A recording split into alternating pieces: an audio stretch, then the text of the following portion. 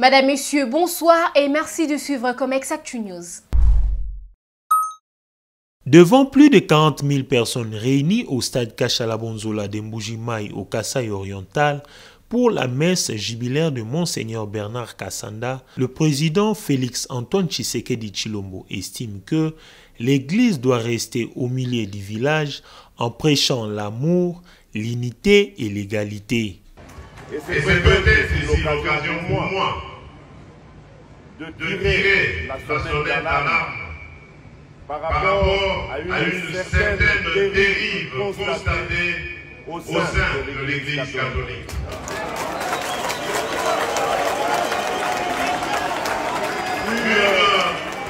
Une dérive que je qualifierais de dangereuse, surtout en cette année électorale. L'Église doit être au milieu du village. Ici, je sais intervenir, l'Église doit être au milieu des Congolais. Elle doit prêcher l'amour, l'unité et l'égalité. L'Église doit accompagner toutes les filles et tous les fils de la République qui sont en politique de la même manière. Sans distinction. Mais il se fait que parmi vous, il y a malheureusement quelques personnes qui ont pris une tendance dangereuse qui risquerait de diviser notre nation.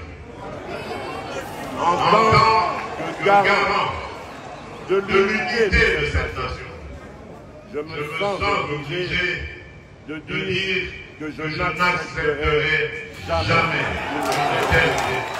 Sur le plan sécuritaire, le chef de l'État déclare qu'il ne ménagera aucun effort pour garantir l'unité et la sécurité du pays. Je vais terminer mon propos en réaffirmant encore ma détermination à garder ce pays uni et à le pacifier.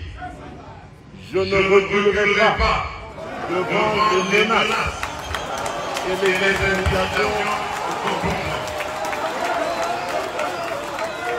J'ai passé quasiment les 3 quarts de ma vie à combattre aux côtés d'un grand homme. J'ai cité Étienne Tshisekedi comme un combat heureux et noir. Cet homme m'a appris l'amour du Congo et des Congolais. Et donc, je ne serai jamais, au grand jamais, le fossoyeur du Congo et des Congolais. En revanche, je m'attaquerai sans hésitation, sans remords, à tout Congolais qui mettrait en danger la sécurité et la stabilité de notre pays.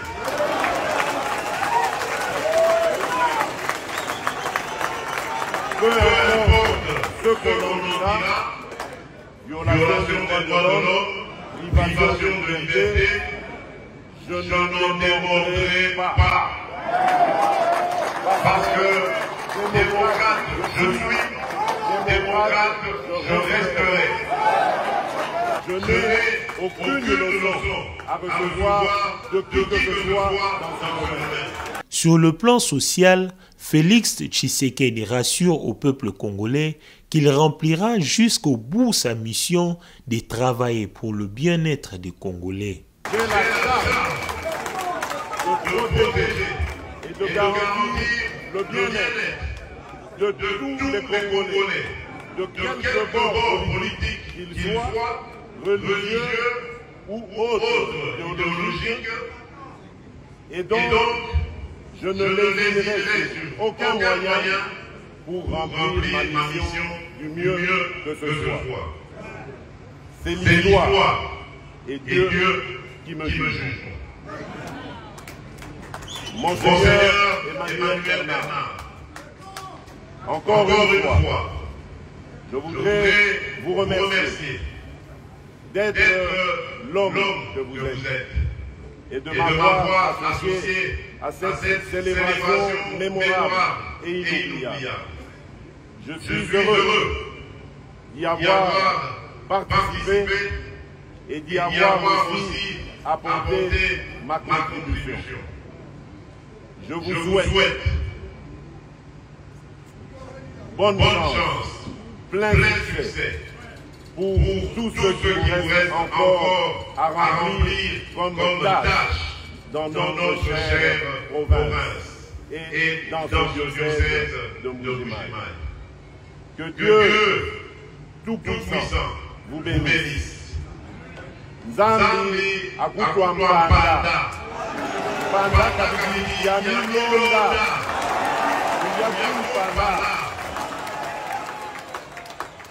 que Dieu bénisse la République démocratique du Congo. Je vous remercie.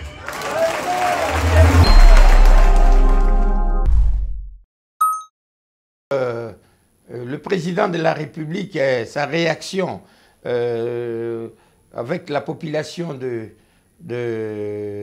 Mbuji-Mayi à l'occasion du jubilé d'or de Monseigneur Bernard Kassanda, mais le président a été clair.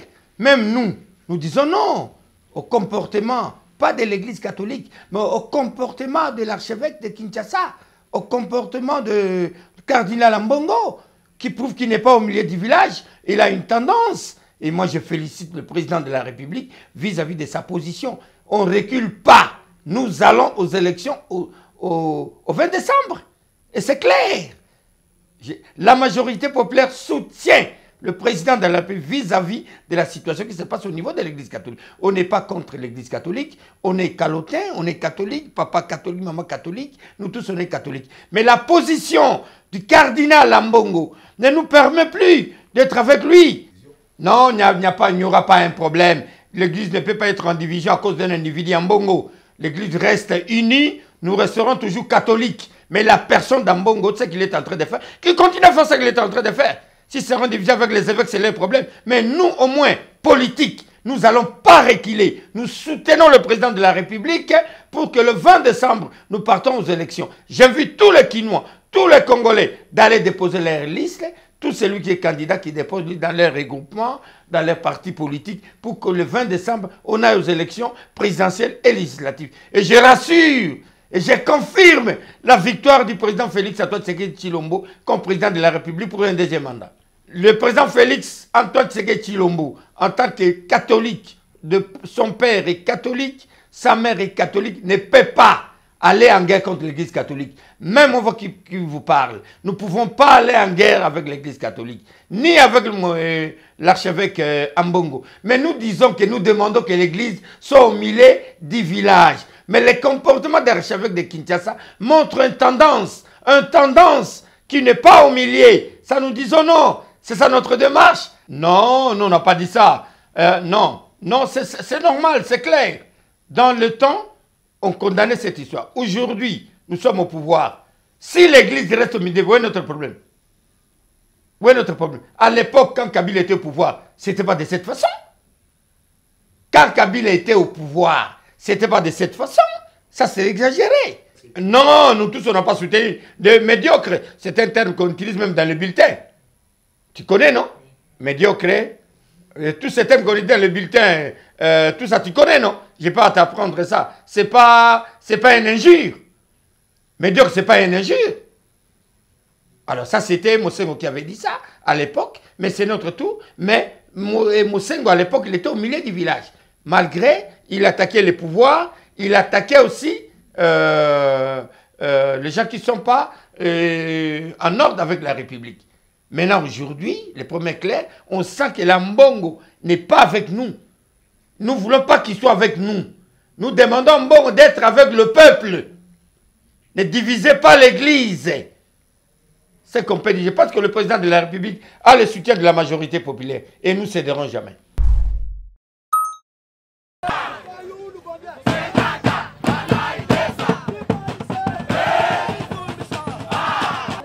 Les ministres de l'enseignement primaire, secondaire et technique, le professeur Tony Mwamba Kazadi, a lancé ce lundi 26 novembre 2023 à l'Institut technique professionnel Mazarero dans les territoires des Katanda, province du Kasaï oriental. Premier à prendre la parole, Monsieur Mboui Boukassa Aron, administrateur du territoire de Katanga, a souhaité le bienvenu au ministre et à toute sa délégation, tout en le remerciant pour avoir choisi son territoire pour lancer cette épreuve de fin d'études secondaires. Il a dit, au nom de la population de sa juridiction, qu'ils sont dans cette volonté du ministre la valeur qu'il accorde aux finalistes, aussi bien des milieux ruraux qu'urbains.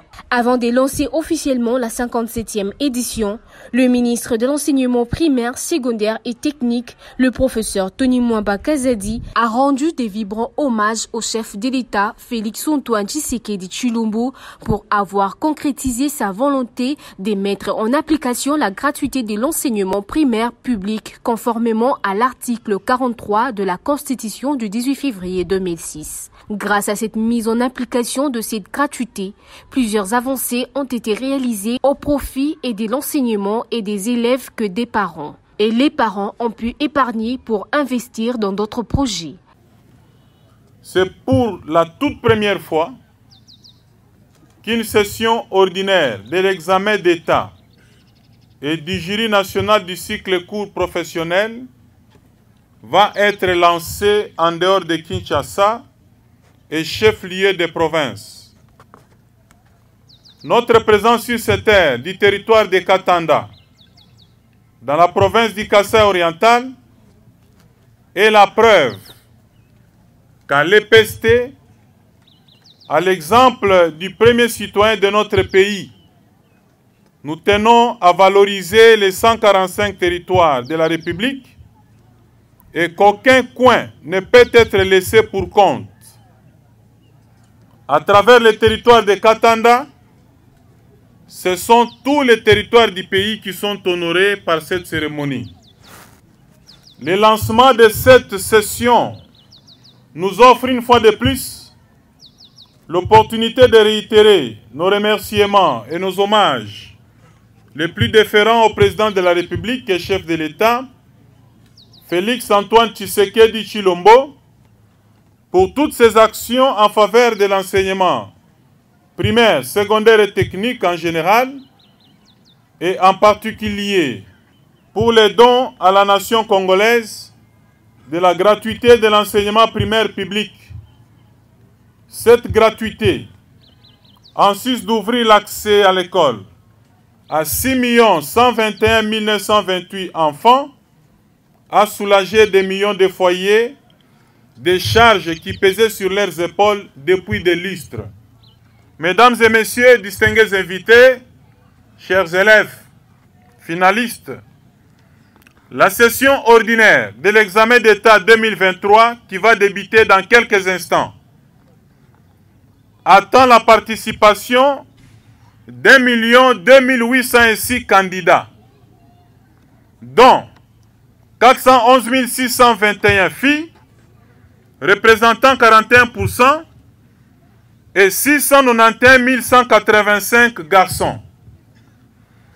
Ces candidats seront répartis dans 2827 centres de passation, dont 17 sont situés en dehors des frontières nationales.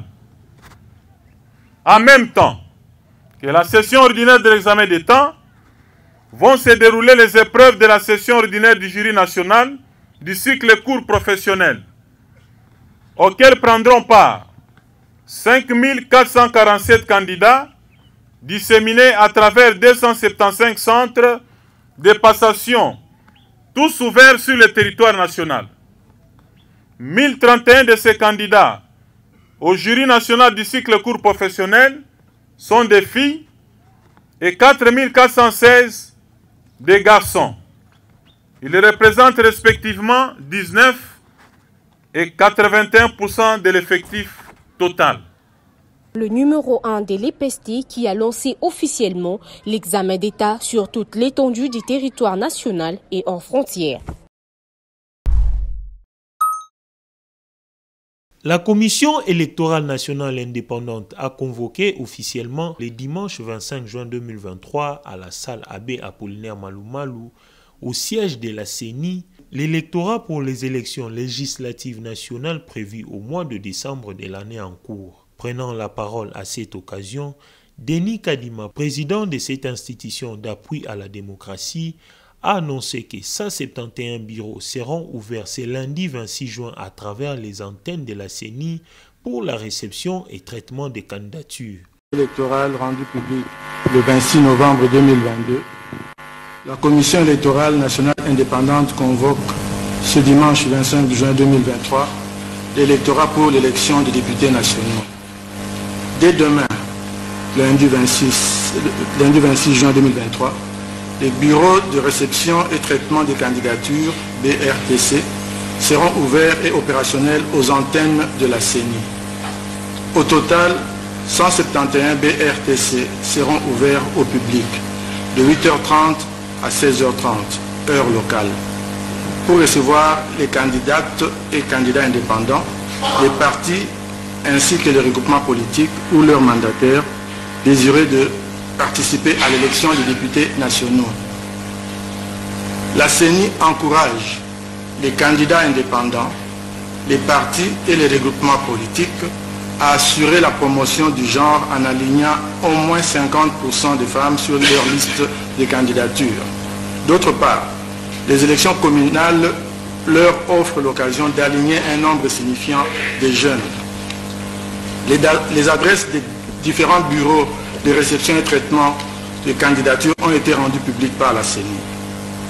Pour les candidats qui, pour une raison ou une autre, ne s'étaient pas fait identifier et enrôler pendant la période d'identification et d'enrôlement des électeurs, les dispositions sont prises par la CENI pour qu'ils puissent se faire enrôler au niveau de chaque BRTC, conformément à l'alinéa 4 de l'article 120 de la loi électorale.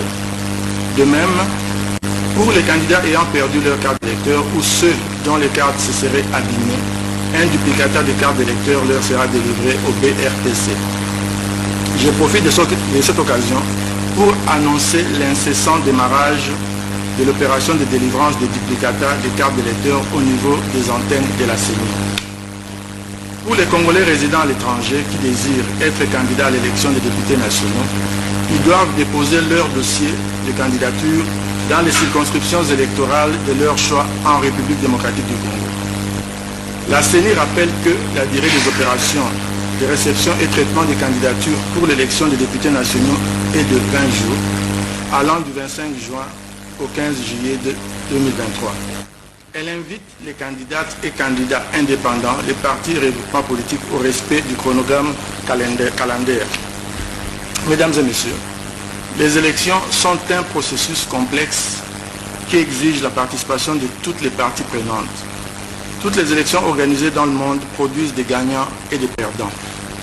Pour sa part, la CENI, en tant qu'organe de gestion, compte jouer pleinement son rôle, qui est notamment celui de préserver la possibilité pour tous de participer à des élections crédibles, transparentes et inclusives. En présence des membres de l'Assemblée plénière et des médias, la plus haute autorité de la CENI a annoncé pour bientôt une rencontre avec les leaders politiques, principalement de l'opposition. Ces différentes opérations sont programmées conformément au calendrier électoral 2023-2024, dont les grandes opérations sont normalement la constitution du fichier électoral, l'opération de réception et traitement des candidatures au scrutin direct, l'organisation des scrutins directs et indirects, l'élection de gouverneurs ainsi que celle des sénateurs. Invité du journal Afrique de TV5 Monde, le ministre de la Communication et Médias et porte-parole du gouvernement, Patrick Mouyaya Katembwe, a répondu à plusieurs questions concernant la sécurité, le social, notamment le processus électoral en cours. Peut-être revenons à l'actualité politique de votre pays. La composition du fichier électoral, c'est une question qui est âprement discutée en ce moment. Elle est contestée par l'opposition, par une partie de la société civile, par une partie de l'Église catholique également. Quelle garantie est-ce que vous pouvez apporter pour garantir la sincérité et la transparence du scrutin? Écoutez, les contestations sont inhérentes à tout processus électoral. Depuis 2006, je parlerai de vous faire le film, parce qu'il y avait, par exemple, en 2006, Étienne Tshisekedi, d'heureuse mémoire, n'avait pas participé à ces scrutins. Il y a eu 2011, il y a eu 2018, il y a toujours cette vague de contestation qui vient. Mais ici, il faut observer, Madame Dominique, aujourd'hui, le président de la CENI a annoncé la convocation de l'électorat. Il y avait beaucoup de goulot durant le processus, parce que même lorsqu'on a annoncé le calendrier électoral, personne n'y croyait. Mais aujourd'hui, nous disposons d'un fichier électoral avec plus de 44 millions de Congolais qui sont enrôlés. Aujourd'hui, les écueils qu'il y avait notamment sur les questions de financement ont été pour la plupart réglés, ce qui fait qu'aujourd'hui, nous avons la ligne droite vers le mois de décembre. Mais je pense que les opposants, sûrement qui ne sont pas prêts, s'attellent à apporter un discrédit sur le processus électoral et ne reconnaissent pas les efforts qui ont été fournis à la fois par le gouvernement dans un contexte sécuritaire difficile, parce qu'il faut financer la guerre dans l'Est, dans un contexte où il fallait financer la CENI, parce que vous savez que nous faisons des élections sur un pays 80 fois plus grand que la Belgique. Justement, on parlera de l'Est, mais sur la date de l'élection, le 20 décembre, elle sera tenue, à votre avis? Mais écoutez, il y a la responsabilité du gouvernement qui est celle de mettre les financements à disposition de la CENI. Et de ces points de vue, mon collègue des Finances a eu de réunions avec le bureau de la CENI la semaine dernière. Ils ont convenu d'un plan. Et donc, pour nous, il ne devrait pas y avoir des écueils du côté du financement, du côté de la sécurisation, qui reviennent. Pas de glissement, a priori? Écoutez, la commission électorale indépendante, c'est elle qui s'occupe de l'organisation technique des élections.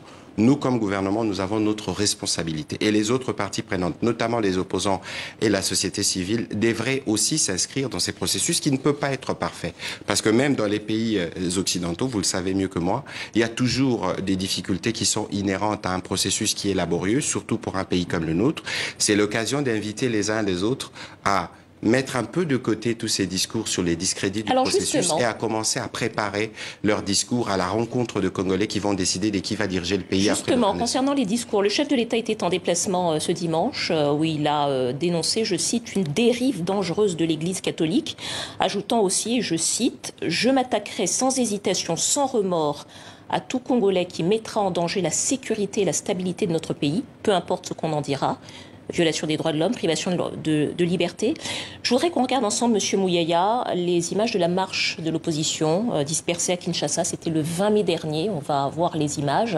C'était une marche à l'appel des opposants, Moïse Katumbi, Martin Fayulu, Matata Ponyo Mapon et Délice Sanga. Marche dispersée brutalement. On a vu notamment dans ces images un enfant qui a été interpellé, traîné au sol, roué de coups, embarqué par un fourgon de la police congolaise. L'opposition dénonce une dérive autoritaire du pouvoir Tshisekedi. Quand on entend ce que le président Tshisekedi a dit encore aujourd'hui dans le Kasaï, quand on regarde ces images, est-ce que ça veut dire que vous vous attendez, que vous êtes préparé à des élections, à un processus électoral violent? Les images que vous ne montrez pas, madame, c'est celles de Martin Fayulu demandant aux jeunes d'attaquer la police.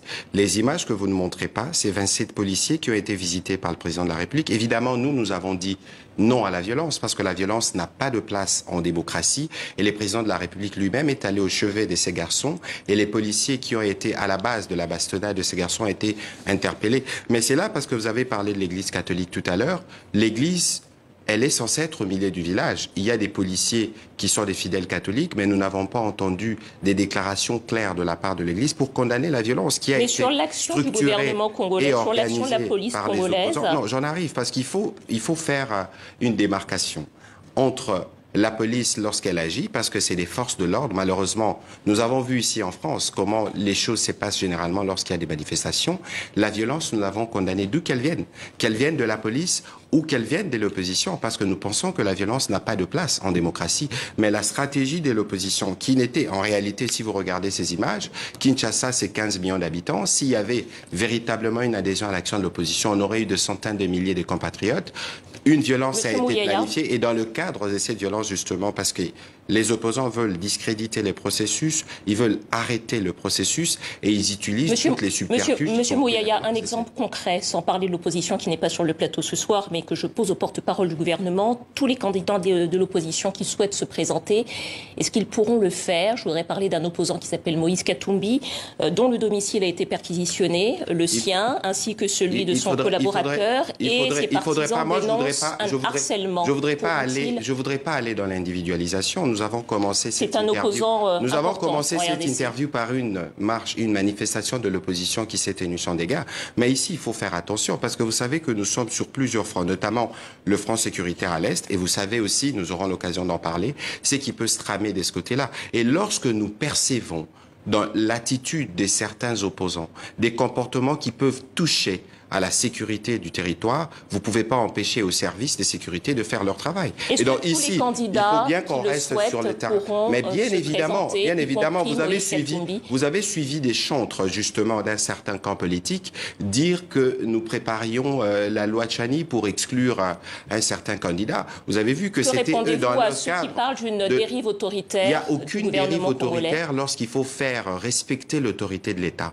Il faut savoir que nous avons cette situation difficile à l'Est. Et d'ailleurs, beaucoup pensaient que notre engagement démocratique serait mis de côté parce qu'il faut régler les problèmes de sécurité à l'Est. Mais nous sommes déterminés. Et aujourd'hui, il y a des personnes qui pensent malheureusement que par la voie des urnes, ils ne pourront pas nous battre. En tout cas, aujourd'hui, nous n'entendons pas leurs idées parce qu'ils n'ont pas des contradictions à nous apporter dans le fond. Ils comptent miser sur la violence pour arrêter subitement le processus électoral et nous faire reculer. Et de ces points de vue, le président de la République a redit la fermeté qui est la sienne. Et nous, le gouvernement, nous allons nous aligner derrière lui pour que personne ne perturbe le processus démocratique que nous voulons consolider. C'est l'occasion d'inviter justement ces opposants à quitter toutes ces subterfuges-là et de venir avec des propositions concrètes. Nous faisons la gratuité de l'enseignement, nous faisons la couverture santé universelle. C'est quoi leurs idées? C'est les Congolais ont besoin de les entendre sur ces sujets pour voir comment on fait redécoller notre pays. Un petit mot parce qu'il y a un rapport qui est sorti récemment des experts des Nations Unies qui a pointé du doigt le soutien du Rwanda au M23 que le Rwanda a toujours démenti. Des viols à répétition, des viols en masse, des noms ont été cités. Nous attendons notamment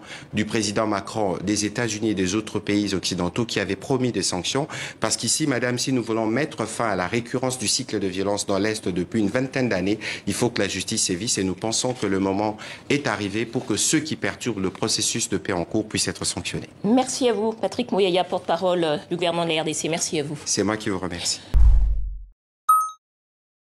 L'opposition a tenu son premier meeting à Kinshasa, capitale de la République démocratique du Congo, depuis l'union entre les opposants Moïse Katumbi, Martin Fayulu, Matata Mponyo et Délice Sanga, en prévision des élections générales prévues le 20 décembre de cette année.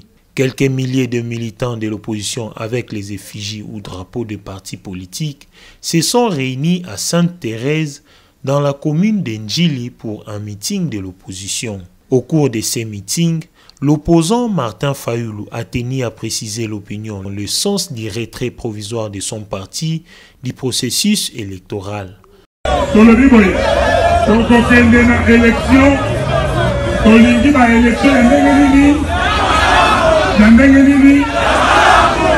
biso tolobi tokoboya élection te mo oyo ya mifalase babengi boycott ezali na monoko na biso eza na monoko na biso me tolingi élection ya malonga oyo eza na fiche ya malamu toyokani yango wana nayoki nyenye toyoki Kosilisa, nyenye, nayoki na radio awa, président ya CENI, nyenye, nayoki alobi boye, alobi sikoyo, akobengisa bato nyonso, parti politique, ok?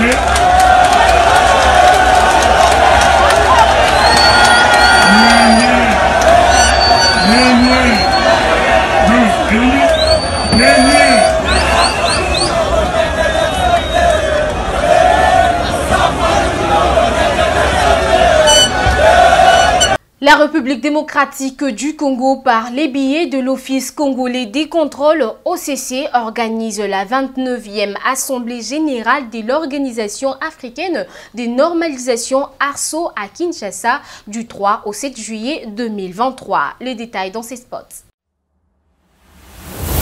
La République démocratique du Congo, par le biais de l'Office congolais de contrôle, organise du 3 au 7 juillet 2023 la 29e Assemblée générale de l'Organisation africaine de normalisation, ARSO, sous le thème « Accélération de la mise en œuvre de la zone de libre-échange continentale africaine ». Une norme, un test, un certificat, accepté partout. Le programme prévoit une exposition Made in Africa. Celle-ci concerne une exposition des produits fabriqués notamment par les entrepreneurs ou industries de la RDC, ensemble pour la promotion du génie africain. Les entreprises et entrepreneurs congolais sont conviés à s'inscrire à la grande exposition des produits Made in DRC via le site arso-rdc.occ.cd.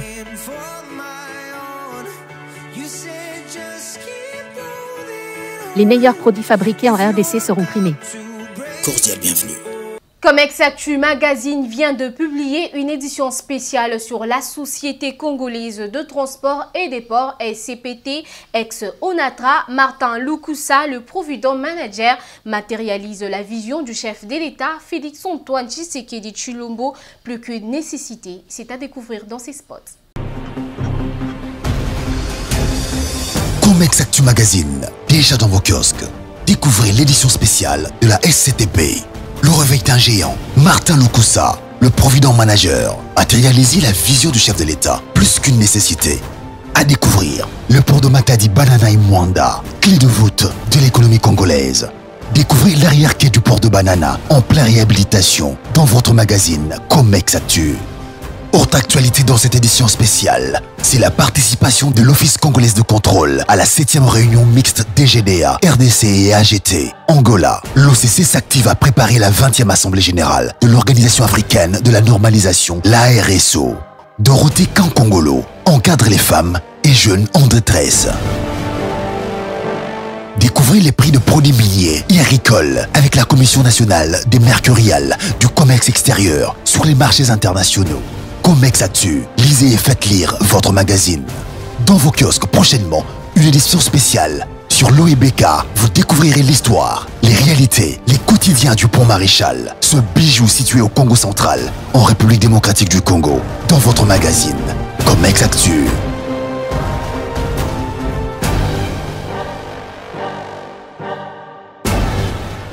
Et voilà, madame, messieurs, c'est tout pour cette édition. Merci de l'avoir suivi. Merci à l'équipe technique et rédactionnelle. Bonsoir. Dolé, la garantie de la forme. Sogaz, pas de complicité avec le réchauffement climatique. Kolambana pété.